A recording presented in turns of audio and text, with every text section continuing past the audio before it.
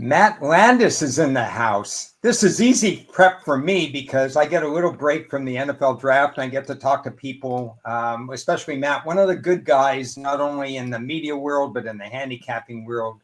So I suspect I'll just sit back and listen to Matt talk, but I think we'll probably have a little bit of back and forth. We have a number of topics, Matt, to talk about today, and it's going to be all over the place, from your journey, your shows, a little bit of Charger talk, a couple of other topics, and some outdoors, and a special beer I have not tried yet. Pretty high in alcohol, but we'll get to that in deference to your props and hops type of show. I thought we'd put that in. So Matt, how are you today? Ron, great to be with you. All is well on my end, and I'd imagine all is well on your end, considering the Atlanta Falcons drafted not one, but two pass rushers in the first round. So congratulations on finally getting through to that front office. Yeah, it's a double-edged sword because they gave up the farm for it, but I'm going to have some comedy and humor when I finish that crazy 64 draft report. Yes, they drafted not one, but two edge rushers. So life has flipped around. I guess the Georgia state law allowing them to draft a edge rusher was taken off the records. So before we get into draft talk and stuff, when I first met you, it was in Glendale, California.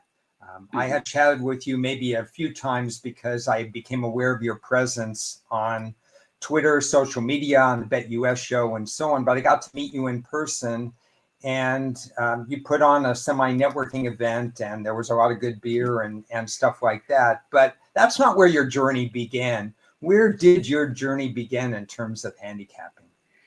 Sure. So I've been passionate about sports for as long as I can remember. But when it comes to handicapping and getting into the betting side of things, didn't really hit me until my mid-20s. I was working at an office where my closest friend came in one Monday morning with the biggest grin on his face, and I asked what was up, and he started bragging about hitting a big parlay in college football the previous weekend. And there was probably a bit of friendly competition, maybe some ego involved on my end, thinking, all right, well, if this guy can do it, then what could I possibly do in this realm? And that got me down the road of getting a referral to his offshore sportsbook that he had used for said parlay. I made my first deposit for $50, made my first bet against that deposit in the amount of $10 against USC football hosting Arizona. This was 2011, if I've got my facts in order. They actually had a good season then under the NCAA sanctions, but they did not cover that game. So maybe a bit of survivor bias as well. I think there were times where early on, maybe I thought I had a better clue of what I was doing compared to what reality would have probably suggested. But with some good fortune over time, it's been a nice, coming up on a decade and a half or so since that point. And I think one of the through lines that's given me a bit of longevity would be that ability to, kind of in line with my first bet, being against my beloved alma mater, using information as a fan of a certain team to at times bet against them, at times bet on them, but trying to be as objective as possible, knowing there's a whole lot of emotion when it comes to all of this at the same time. And, that first bet is always in a vacuum. You think, at least for me, you think you know what's going on or whatever, but you're getting an education along the way. So somewhere along the line, then you started developing a little pattern and you started probably looking at, how am I doing here? How am I doing there? How did that evolve from the first bet to taking it a little bit more seriously?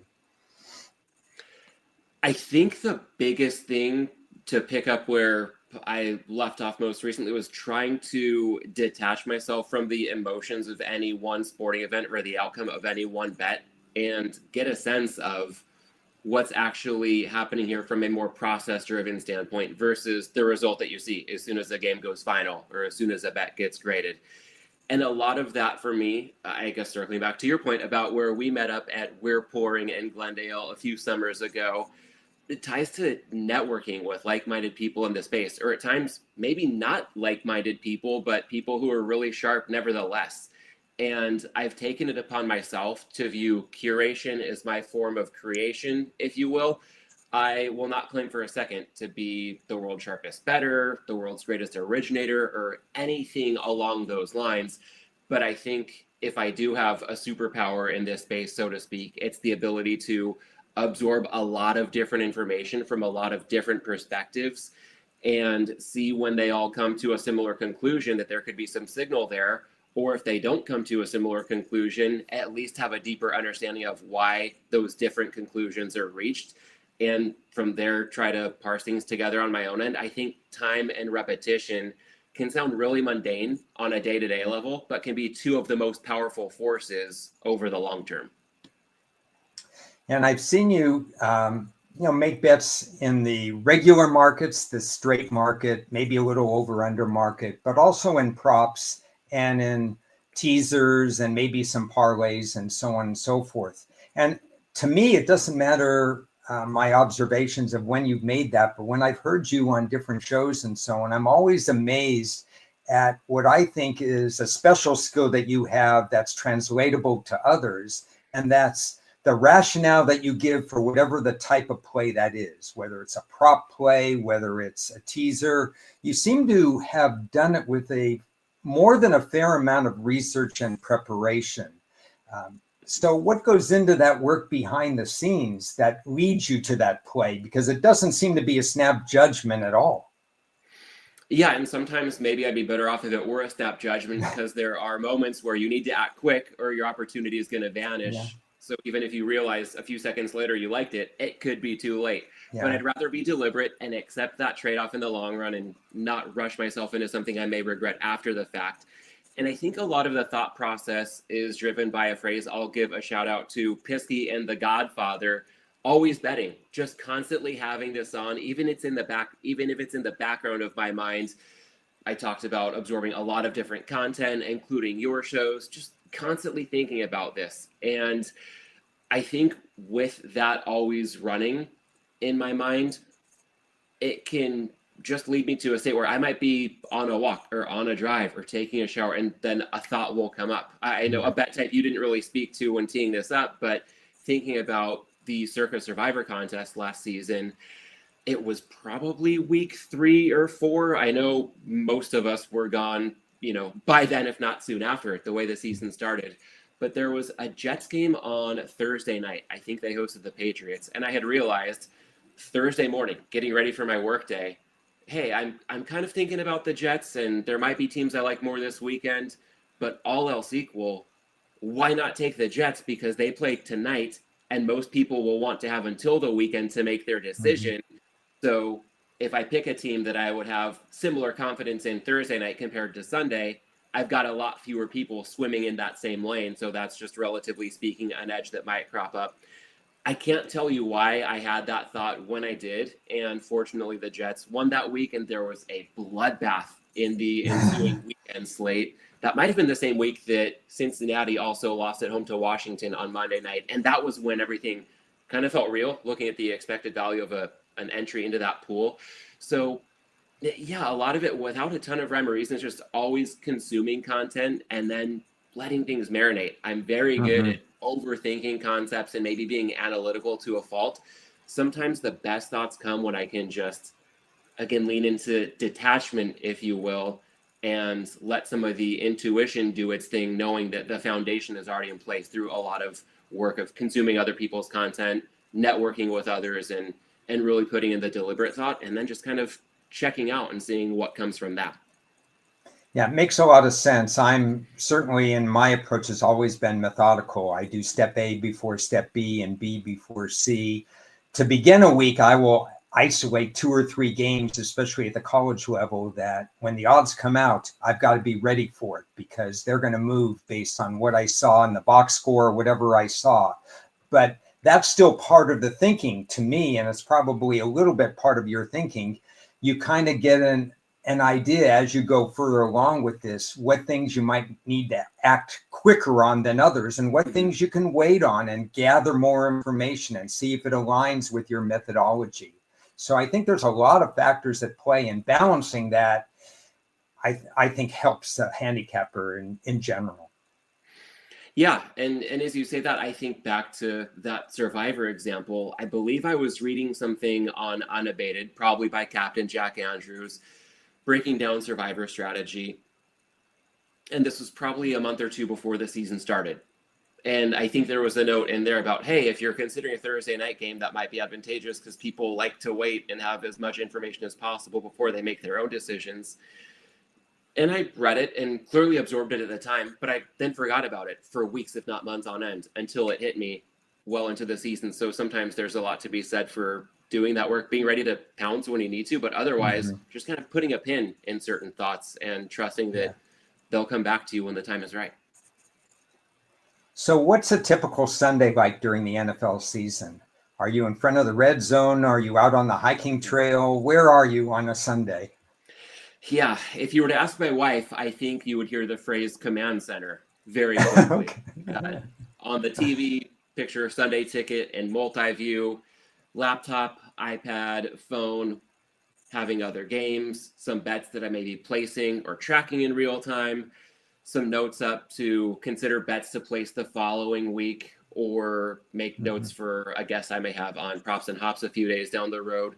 So a lot of screens. As much as I don't identify as a multitasker, it probably is the epitome of multitasking on some of these NFL Sundays. And it's been a morning to night endeavor. And so that's what it's been in recent years. I would say, though, in a more ideal future state, a much more relaxed setting with focused bursts of attention, but otherwise keeping it pretty simple. So I think of a window like 8:30 to 10 a.m. Pacific time, that 90-minute window before the kickoff really gets going for that first wave. With props, we can get a lot of information when it comes to actives, inactives, and make some game day decisions as far as that goes. With teasers, we're hitting peak market efficiency right before kickoff, and you can use that as an ally as a better when considering teasers.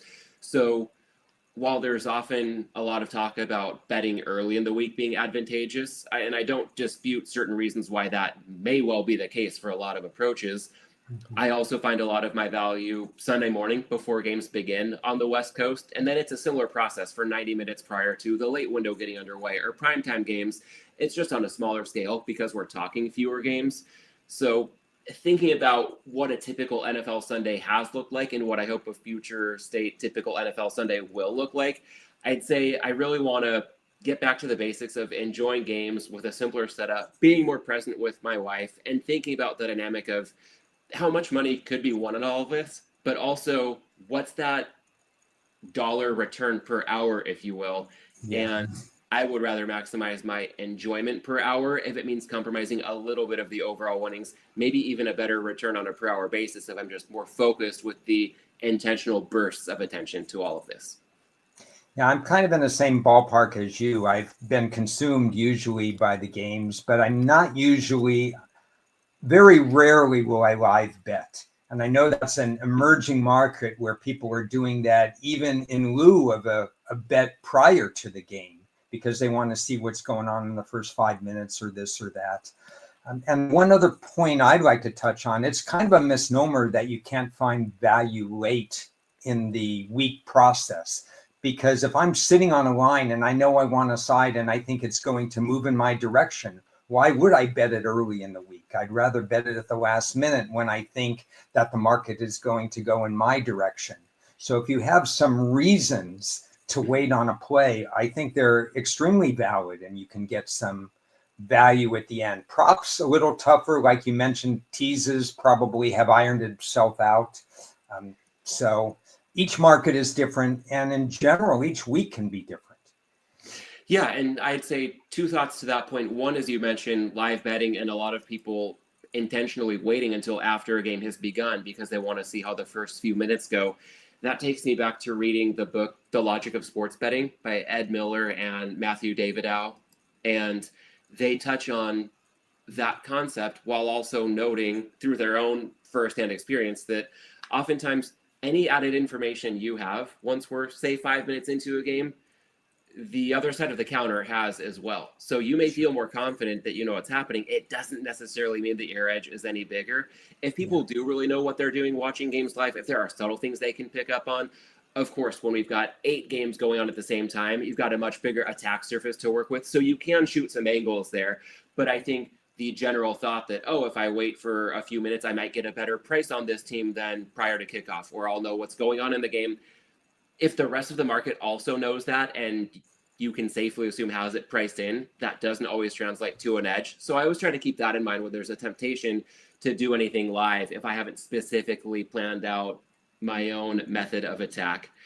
And then a second thought I had that is now eluding me because I went down the rabbit hole of the logic of sports betting. I could do a whole conversation with you on that. It came to teasers.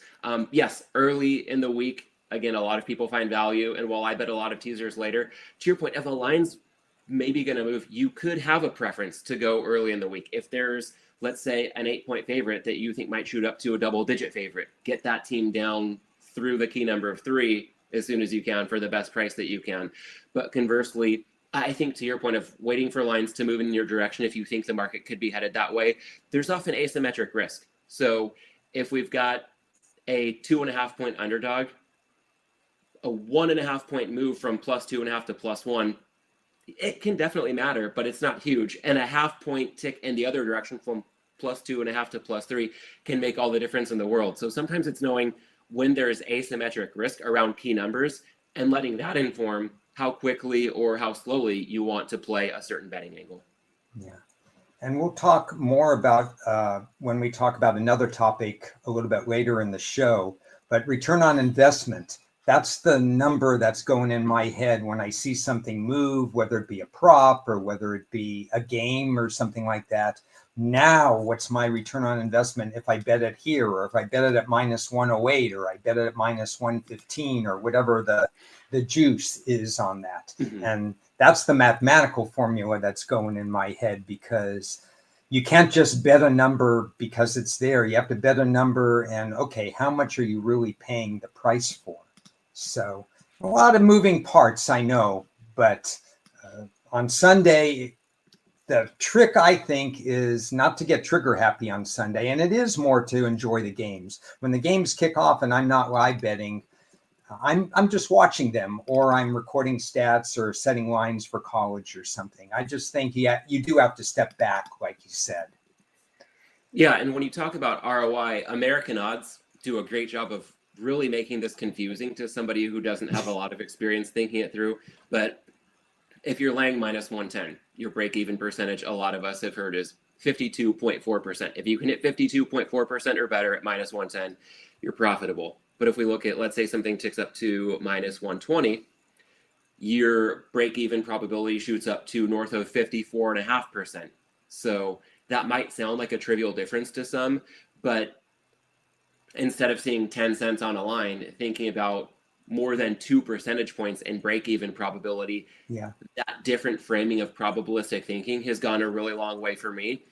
And sometimes it means maybe there's a bet that I would have been inclined to make it -110, but if a line shoots up to -120, it might mean passing. And sometimes not forcing the hand is the best decision you can make as a bettor, and just being willing to sit back and pick your spots. Absolutely. 2 or 3 bets a year, depending on your volume, go one way instead of the other, and your season isn't quite as good as you wanted it to be.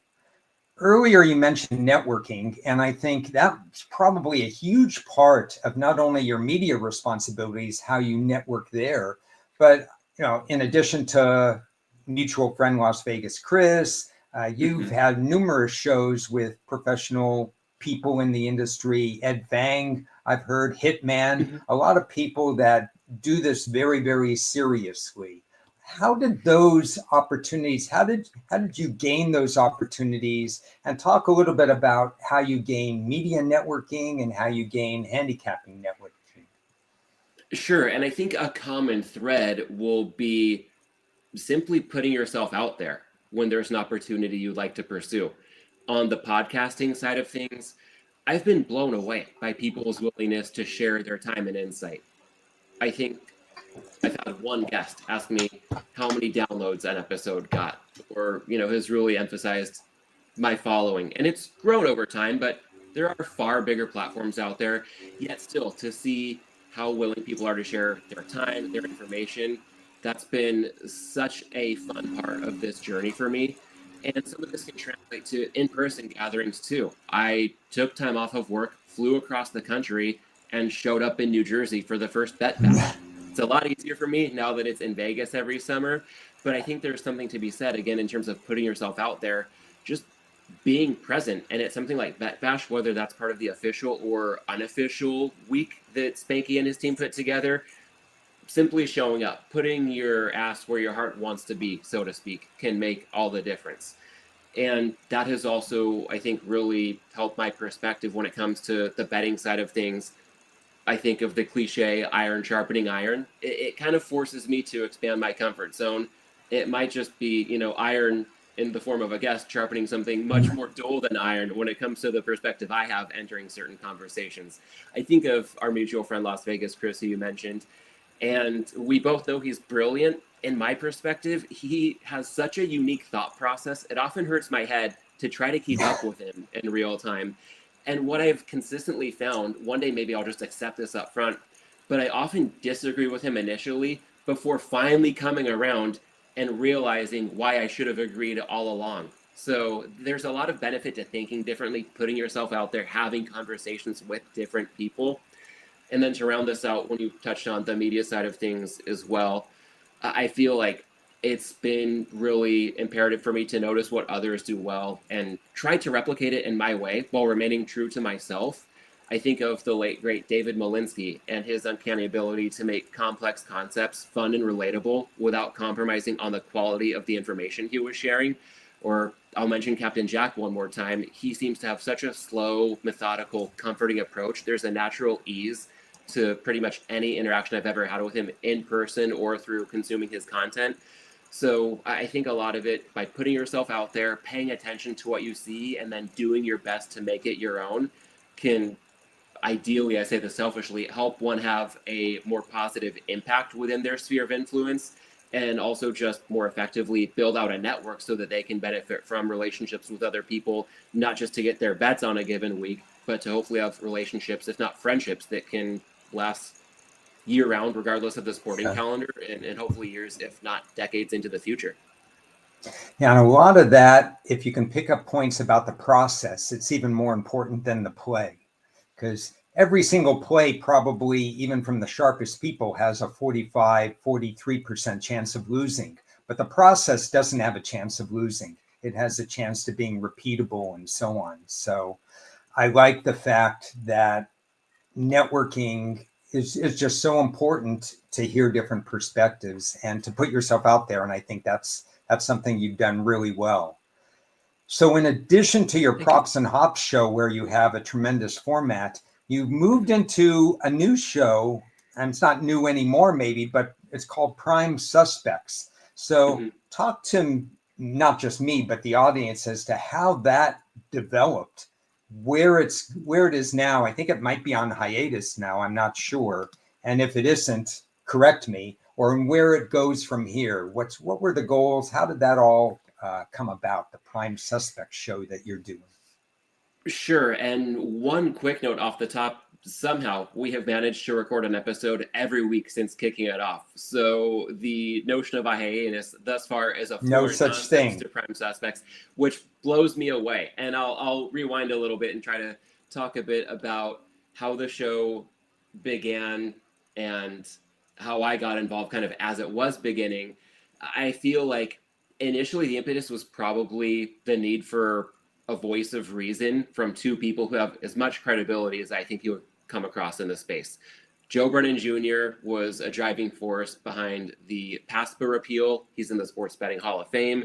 And Adam Bjorn has 3+ decades, I believe, of experience on both sides of the counter all over the world.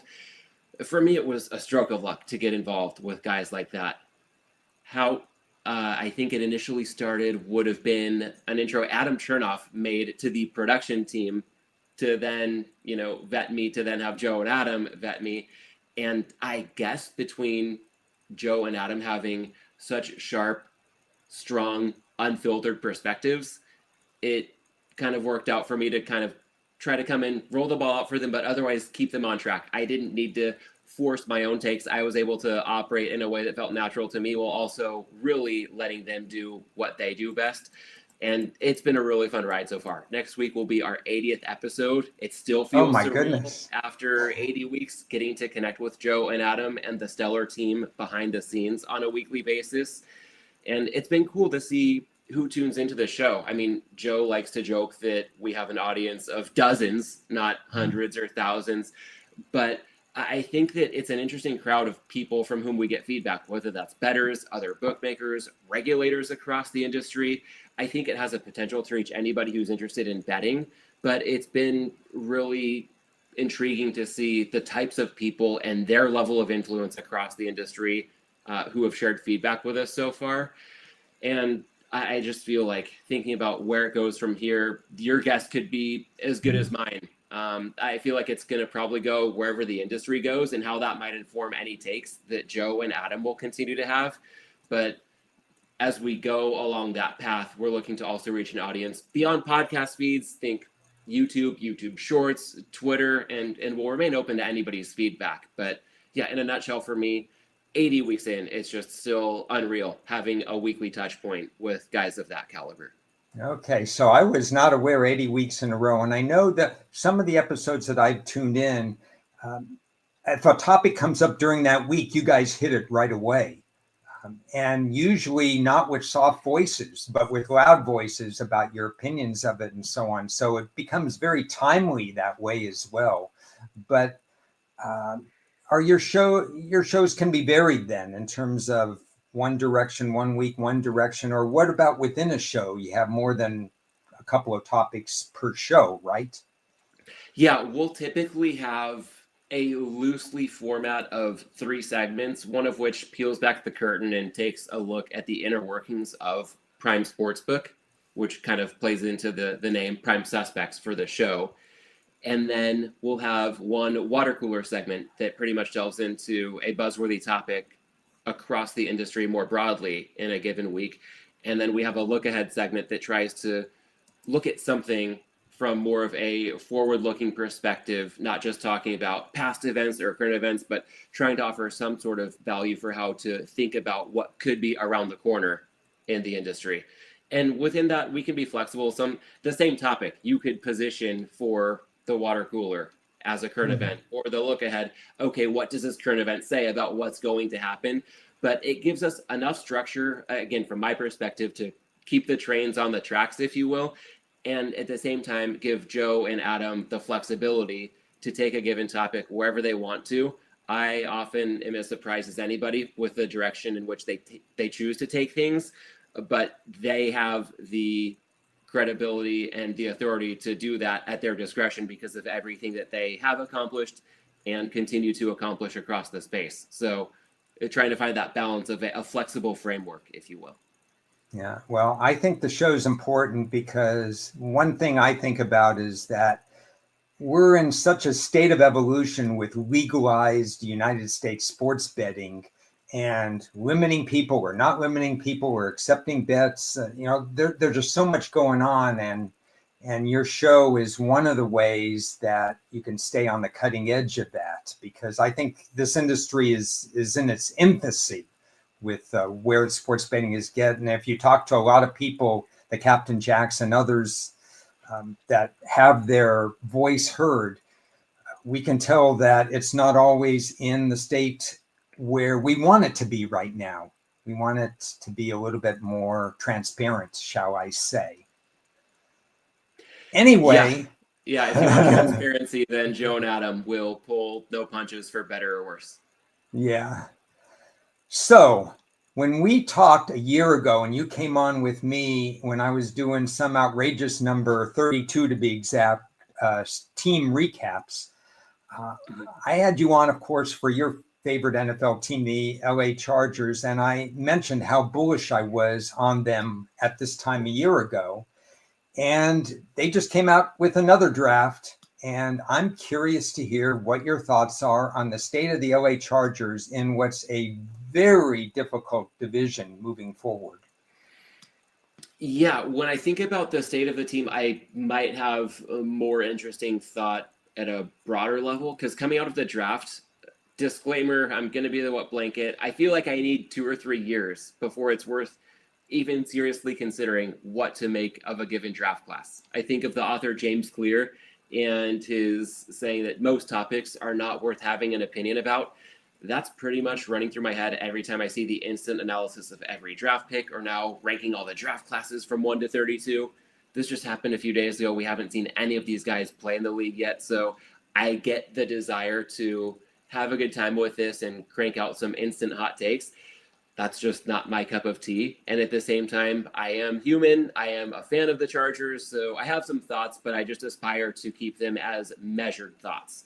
And going into the draft, I thought that arguably their 2 biggest needs were explosiveness on offense and or a field stretcher on the perimeter of that offense. And in the first 2 rounds, I feel like they checked both boxes. Omari and Hampton at running back, Trey Harris at wide receiver. Both of them could play a role, hopefully, in freeing up Lad McConkey from some of the double or even triple teams we saw coming his way down the stretch last season. I think the overarching theme was the whole regime being committed to surrounding Justin Herbert with playmakers.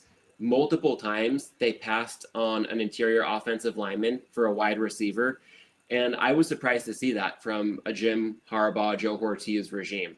And our good friend Las Vegas Chris, as a Lions fan, may know what I'm talking about as I reference those interior offensive linemen, because Detroit drafted both of them. They took Tate, who was it? Tate Ratledge, second round, when I wanted the Chargers to consider taking him, and I'm sure there was some consideration. And then Miles Frazier in the 5th round, whom the Chargers passed on twice. And when a team like the Lions takes those guys, the Lions know how to build an O-line. So I think that adds some credibility to what those players bring to the table, but maybe it just reinforces how desperate the Chargers were to get playmakers into the fold surrounding Justin Herbert. So I guess zooming out of the draft a bit, you touched on the division being so competitive. I feel cautiously optimistic. I'm not so convinced they're quite there yet as a serious Super Bowl contender. I'm hopeful the offensive line holds up, that the offense has enough juice when it comes to playmakers, that the defense can continue to punch above its weight. But that sounds like a pretty intricate 3-team parlay if we're going to talk about serious contention this season. I feel like, as a crude rule of thumb, success to me would be winning a playoff game and still being around come the divisional round, assuming Kansas City stays atop the AFC West, which I wouldn't mind a change of scenery there. So yeah, that's what I'm thinking right now. But last year, I do recall you were quite bullish on the Chargers. So what are your thoughts on them at this stage in 2025? So I'll put a few thoughts together, but as a tease, my full draft review will be in 2 weeks. My initial reaction is start printing the playoff tickets and let's kick Kansas City off the edge there. All right. The Chargers draft, you talk about the Lions. The Lions draft their way and nobody drafts like them. And quite honestly, nobody should draft like them. But the Chargers draft their way and nobody should draft like the Chargers because Harbaugh builds a team a certain way. So if I look at his draft, I think once again, for the 2nd year in a row, he drafted the players he needs to make this successful. You mentioned the offensive line. That would be my criticism. I don't think they got necessarily the right offensive lineman in the 6th round to help them out. That's not that great. And I think they could have gotten a little bit better at the defensive tackle spot. I thought they would actually be better against the run than they showed last year. So maybe with a year more of training and discipline, they'll do better. But you're right. They got explosiveness. They got a back who actually has some speed. Trey Harris put up tremendous numbers in college as a wide receiver. And Gadsden is one of my favorite tight ends. So you're talking about sprucing up the offense. They've done that. And you probably have no problem with the offensive tackles they have right now with all. Yeah, if anybody has a problem with Slater and Alt as the bookends, then the problem is probably on the evaluator. Yeah, so they're in good shape. I think the problem is I like races when there's only 2 teams involved. And because Denver is so good, you've got 3 teams involved in this race. So it's not a slam dunk to go to the window and say, let's bet San Diego win the division. That's a return on investment number that I have to plug into my Excel spreadsheet, which is the draft is spot 11, I think, in my spreadsheet, and the schedule announcement will be spot 12 in my spreadsheet. And then we'll crank out the numbers and see where the Chargers are. But you asked me, you should be optimistic about the Chargers, and they should be competitive no matter who they play in 2025. I love that you referred to them as San Diego a moment ago. Oh, And sorry about that. Boy, that slipped out. that's where they belong. I'm happy to live in LA and be closer to them these days, but my heart is with the San Diego Chargers. I can't believe I did that. Okay, Yeah. well, It's all good. Let's will it into existence, and maybe they can build their own stadium in San Diego at some point down the road, but not going to hold my breath for that. I do somewhere out there hear our friend Chris saying not to count out the Raiders as you rattle off the Chiefs, Chargers, and Broncos as contenders. I might be off base with this, but I have a flashback to our conversation last summer at the Red Rock Casino at Lotus of Siam. Okay. We had a dinner with Chris as well as Mike Roselli. And I think in passing, I was referencing a bet on the Eagles to win the NFC East. And this is where it might seem hypocritical based on the process I described earlier, because this is a case where I think the result came through in spades, but the process had its flaws. Chris right away said, "What about Washington?" And I kind of dismissed it as, oh, they've got a rookie quarterback. They've been a mess forever. What do you mean, what about Washington? And once again, I hear something from Chris. I don't initially understand it, but he's on to something. So maybe as cutthroat as the AFC West could be with the top three teams, I'm not entirely convinced that the Raiders are going to be all that far behind. I wouldn't bet on them to win this division, but I'm not entirely sure that they will be the doormat that they've been most recently. No, I would agree with that. I think they're going to ruin somebody's season, even if they won't be quite as consistent to get over the top in that division. And, the fly in the ointment is always what I said before. I love two-team battles. And when I had my heaviest divisional wager on Philadelphia against Dallas, and that's part of a subject that we're going to get to, early betting versus not early betting. The plus 130 on Philadelphia to win the division, I was not taking into account Washington. Oh, I thought Washington was going to be improved, but this was between Dallas and Philly, and every box checked Philly versus Dallas. Well, that came to fruition, and then Washington scared, what, out of that Philadelphia divisional total. So there's always some other variable you have to have the perspective in this business. So I understand that completely. And you brought up a topic, and I think it fits right after we talked about Charger talk. How do you take and run with a topic, and is it worth it to look at futures and tie up money and so on? So I'm going to let you introduce the topic and kind of lead the way with the topic you suggested. Cool. So for a moment, I guess I'll try to jump from my best attempt at being a guest to putting on the host hat, with which I'm a bit more familiar. And leading up to this conversation, I had the thought that the schedule releases in a couple weeks, and I'll want to get your thoughts on the potential value in playing soft openers when certain books open game of the year lines for pretty much every week of the season, with the trade-off of tying up your money for months on end and exposing yourself to the variance that could unfold. We just talked about Washington last year, which not a lot of people saw coming, although at least one of our friends probably did have that inkling. And from my perspective, I've still got a little bit of PTSD when it comes to the NFC South back in 2022. For reference, week 1, New Orleans closed -5.5 at Atlanta. For week 15, I was able to bet New Orleans -5 hosting Atlanta.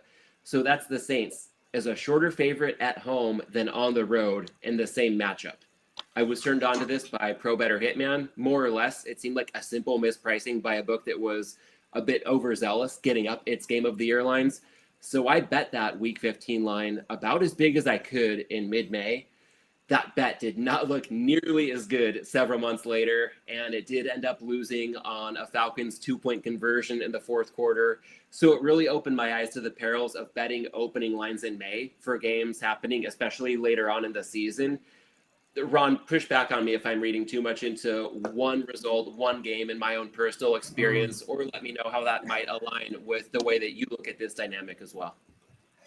Okay, well, you violated the first rule of betting, and that's when Atlanta plays New Orleans, if you don't take the dog, you don't win. Two divisional rivals that have rivaled each other in the way they don't understand the draft. They trade recklessly. They're lookalike franchises. One team beats one team's the other. They see each other twice a year, that whole thing. If you blindly bet the dog, especially +3 or more in this series, you don't have to think about anything else. There wouldn't be a time in the world that I would ever lay 5 points in that particular rivalry, even if one team was 10-3 and the other team was 3-10.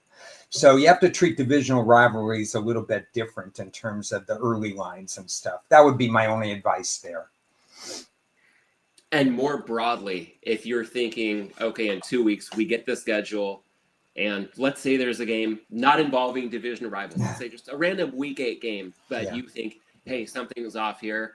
I think I see some pretty substantial value betting into this point spread. What goes into your thought process when it comes to pulling the trigger and getting down on that bet versus tying up your money and exposing yourself to potential variance that you might not see coming in mid-May? Okay, the tying up the money part I'll do later. But in terms of making the bet, is it a Sunday game, Sunday day, Sunday night, Monday night? Who did they play before? Who did they play after? Are they playing a divisional revenge game the week before, not the week after? What's the roster look like? Do I know enough about the new coach, if there's a new coach or a new coordinator? There's like 12, 15 different factors I'm weighing in before I'm even saying whether that line's going to be right or not. And I have to upset my post-draft power numbers for each team, which I will do probably in about 10 days once I completely finish my draft. You mentioned snapshot evaluation. So in a way, I'm not making a snapshot evaluation because I'm not given grades today like everybody else, but I am going to be given grades and opinions in 2 weeks. So it's not 3 years ago, but I am letting it percolate and I am getting the information for 3 weeks.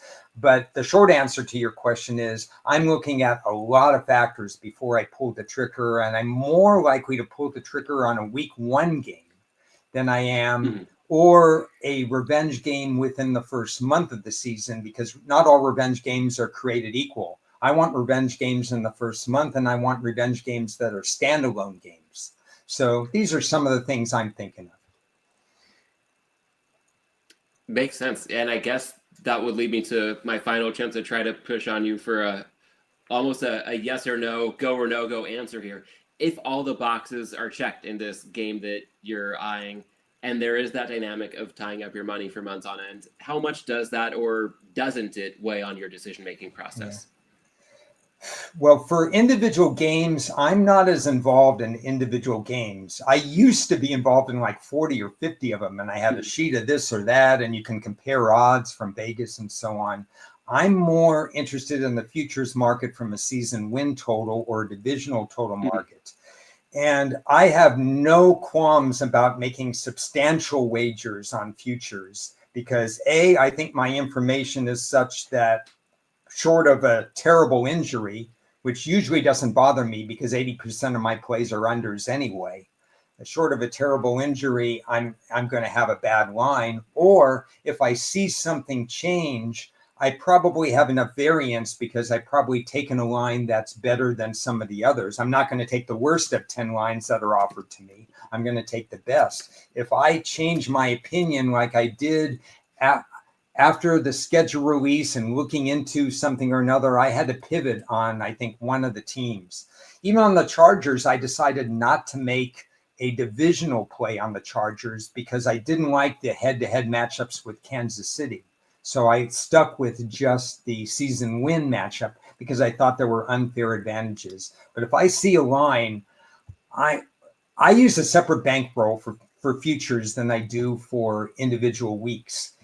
And so I don't have like a 1-star, 2-star, 3-star. If I really like a future play, I'm going in on it because I think the return on investment beats having your money sit in whatever for half a year, making 3%, whatever it makes for a half a year. If my return on investment numbers tell me I'm going to make 10 or 20 or 30% over a 25-year history of doing this, well, more than that, but 25-year history of calculating return on investment. So I'm different. I like to tie up money in futures if I see I have an edge. Got it. And as you outlined that, I have the thought that we are likely to see by initial reports that it's going to be the Chiefs at the Chargers, in air quotes, in Brazil to open the season. And I might look foolish for throwing this out there because this is pretty much off the cuff. If we see the Chiefs in the range of let's say a juiced -2.5 or a soft -3, 2.5 -120, -3 even money. If you had to play that game at that price, what's your initial thought? This is what I love of the conversations with you. Regardless of who's hosting, we have a great back and forth. So I said, this is going to be great. I'll give you the host hat back after that one. No, I love it because we've had these long conversations and they're perfect. That's brainstorming, in a nutshell. Brainstorming 101 for everybody listening. So that presumably is the second game of the season, then the Friday, right? Of the season, first week, second week game, one, just like the first game for both teams, but the second overall game of the year. Yeah, correct. Just like Philadelphia Green Bay, when I did take a stand on that game and it worked. Yeah, so, hopefully a better field this time around. I think we are looking at, if I off the top of my head, power ratings right in that 2.5-3 range. I think Kansas City. The Chargers match up really great against Kansas City. I hate from the long run perspective that means they took away a Charger home game. Yep. So there we go again with trying to figure out divisional rivalries. But if we're talking about that game alone, I would probably seriously consider +3, but not under +3 as a future bet. And if I lose the 3 because at game time something happens and it's 1, I have plenty of time to figure that out. I would probably, once I get through all this, consider +3 or more, but not less than that. All right. I think we're in the same boat there. The Chargers, for as well as they match up with the Chiefs, just seem to do everything right except for win the game at the end. So I would want that 3-point cushion if we're looking at a possible field goal outcome. And hopefully, as a Chargers fan, it's somebody other than the Chiefs in Brazil week 1. We know the Chargers are the home team for that game. But for the purposes of this conversation, I guess that matchup better come to fruition so that these last couple minutes don't go for naught. Well, it's still a conversation to be had about who plays on that Friday game and what that matters. Is it a divisional game? Because it was not a divisional game last year. And I am strongly of the position that every game played on a neutral site should not be a divisional game. That you should have, other than Jacksonville, because they have their home, that you should have 2 divisional games, and one would be at one team's home and one would be at the other team's home, because it's unfair otherwise. So I personally, for the sake of the NFL, would find that unfair. Yeah, and you may well be onto something there. And if it's not the Chiefs, I've heard the Texans are probably the next most likely candidate. And that would be a rematch of Wild Card Weekend when the Chargers were somehow laying a field goal at Houston. I feel like if this is Chargers-Texans all over again in Brazil, even though it's on a neutral field, the Chargers are probably a shorter favorite this time around. So let me just hit a couple of questions that are just coming off my mind before we get away from the football talk. And that is, as the draft has ended, is there one thing now that excites you that you're looking forward to in 2025? Now that I've seen this, what am I looking forward to? And if your answer can be anything but Aaron Rodgers. I guess I'll go to the top of the drafts. Well, we all knew what the very top of the draft had in store, but the blockbuster trade with Jacksonville coming up to 2 and taking Travis Hunter. I get it with a new regime looking to make a statement, and Hunter's a bit of a unicorn player. I think of Shohei Ohtani, and as an Angels fan, he kind of haunts my dreams in some ways, but I love seeing him on a real professional team, getting a chance to win in other ways. And Ohtani being this 2-way player who only occupies one roster spot, TBD how much Travis Hunter can really play both ways. But I'm fascinated this season to see what kind of instant impact Hunter may have. And beyond this season, how well this trade pans out. Because for Cleveland, if they don't nail the picks that they got in exchange for forfeiting number 2 overall, this could come back to haunt them. But for Jacksonville, you paid a king's ransom to make this move, and it may well hit. It's tough to project a two-way player who we see so rarely in the NFL. So I just have so much intrigue when it comes to for both of these teams. I could justify either end of it. I think the overly analytical, objective part of me would say Cleveland made the more prudent decision. But if Hunter has an instant impact in ways that don't show up in a box score or even a scoreboard all the time, if he just injects energy into Jacksonville that they haven't had in my recollection, then that could justify a lot of the draft capital they gave up to get him from year one. So I'll go with that as my initial thought. Yeah, that's fascinating. And I love the way you framed it. I wasn't really thinking of that, but right away, there's going to be references to that. So I think that's perfect. One last football question. JJ McCarthy didn't play last year in Minnesota, and now he's got the keys to throwing the ball to some pretty good receivers, including Justin Jefferson. Any expectations with Minnesota? I know we're months away, but that's my fascinating topic is he takes over the keys. Yeah, and as I think this through, Minnesota only having a few draft picks this year, not great for their long-term outlook. But if I'm thinking about 2025, Kevin O'Connell worked wonders with Sam Darnold under center last year. And as a USC grad, I hope for Darnold to do well, but I think that we saw him turn into a pumpkin those last couple of games between the regular season finale and then the playoff debacle. How much of a step down is it really to JJ McCarthy? We don't know what McCarthy can do at this level, but I feel like given O'Connell's track record and the supporting cast, McCarthy stepping into a great situation. Detroit, I'm not a cap expert by any means, but now that they're paying a bigger and bigger percentage of their cap to Goff, Amon-Ra St. Brown, Penei Sewell, that nucleus of the rebuild, these guys aren't all bargains the way that they had been before. And Detroit lost both coordinators. So with I think some people call it the brain drain for Detroit. I know they've still got Dan Campbell, and I'm sure there are still a lot of great people other than Aaron Glenn and Ben Johnson in that building. But does Detroit take a bit of a step back? Chicago probably going to take a step forward, but that's a pretty low bar. So we'll see what they can do. Although Ben Johnson staying in the division, that'll be fascinating to watch. Green Bay, I don't really know what to make of Jordan Love. I felt so optimistic after the Cowboys divisional round game a couple of years ago. This past season, maybe a bit of a step back. So I feel like Minnesota, if they can get out of McCarthy anywhere near what they got out of Darnold last year, could have a pretty clear path. And at the same time, if you're to say, hey, the Lions maintain their form, the Packers maintain their form, the Bears take a big step forward, I feel like Minnesota is one of those teams with a very wide range of outcomes. I'm on the more bullish side, but I would say no surprises with just about any outcome. The Ben Johnson story is going to be interesting. I would add that to the mix because not all coordinators, no matter how great they are, make great head coaches. We can't anoint Ben Johnson just automatically, but certainly the roster looks different and it's in his image. So we'll find out. Let's switch gears, though. Let's bring up the new banner here: travel tips and beer talk. So I know you and your wife are outdoors people, and we hiked the last time we were in Las Vegas. So what's on your horizon before that ball kicks off in September? Yeah, good timing. We just this past Sunday ran the Rose Bowl half marathon in Pasadena, and it's a beautiful course that starts at the Rose Bowl and finishes at the 50-yard line on the field.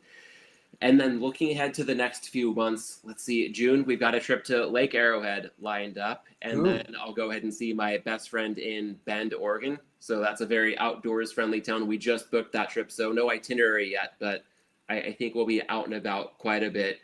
In August, my wife and I have our anniversary. We'll be in the Rockies. Part of that trip will entail another half marathon, go figure.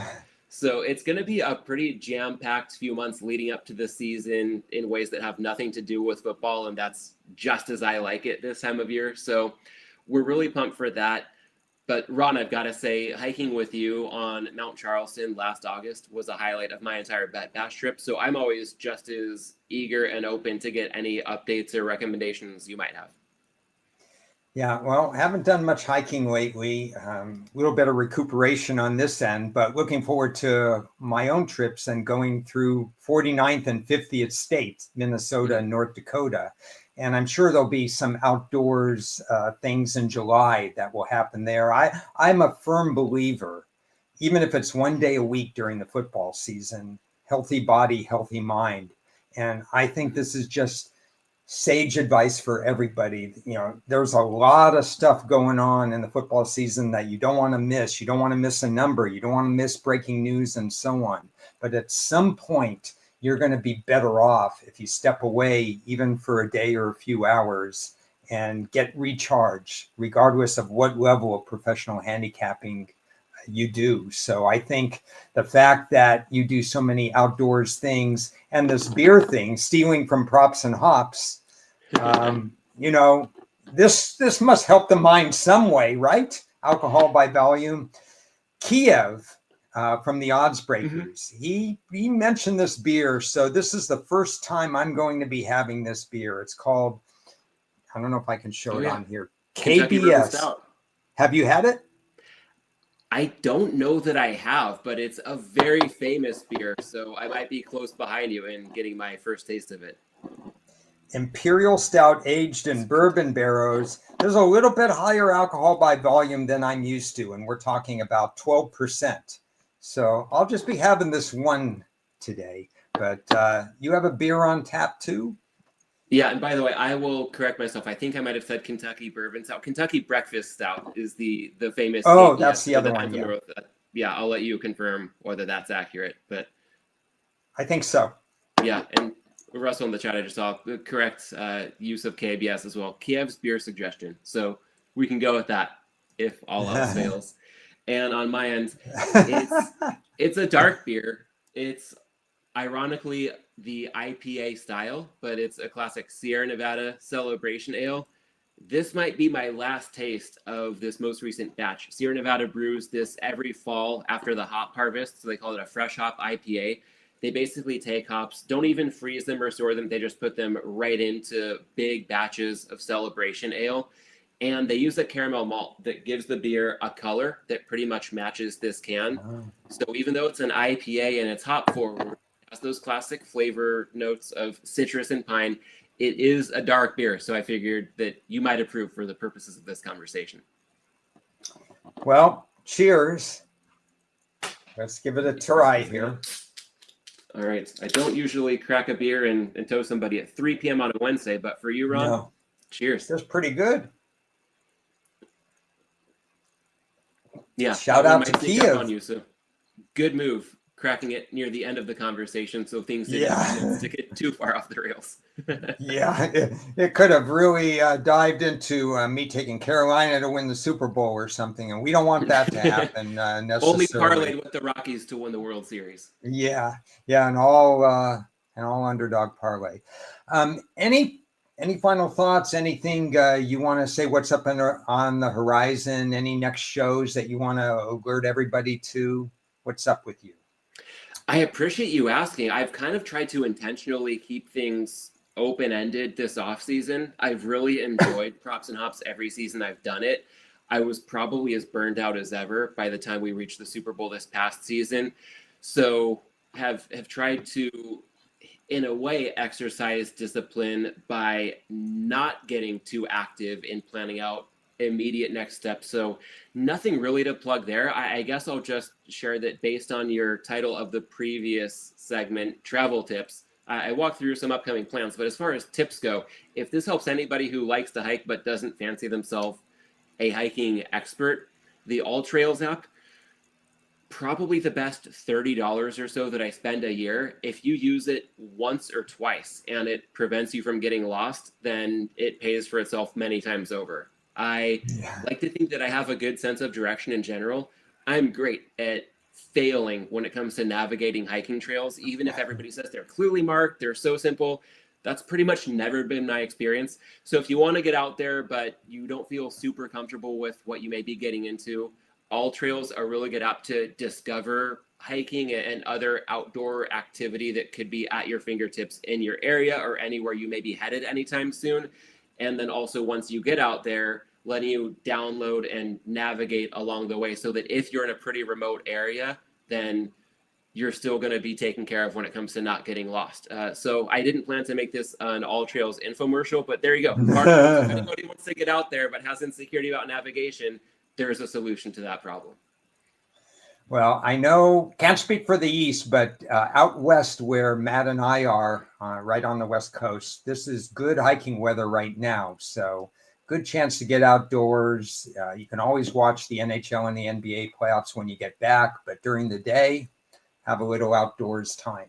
Next week, it says more football talk, strategy and practicing patience with my next guest. And then the tease from 2 weeks from now. Yes, I'll go through every NFL team with the NFL draft recap, and there will be a special twist that I will talk about after that show concludes. But you'll have to wait to hear from that. Matt, thanks so much for joining me. I can't wait till we meet up again, most likely beginning or second week of August, whenever Bet Bash is. I'll be there for a couple of those days and be there beforehand. So I look forward to seeing you in person and not just on the screen. Likewise. Thanks, Ron. I hope we can run it back at Mount Charleston and Lotus of Siam. Thanks for having me on today. Cheers. Thanks for everybody watching this show, episode 9 of the Fantasy Football Podcast, and I'll be back next week with another guest.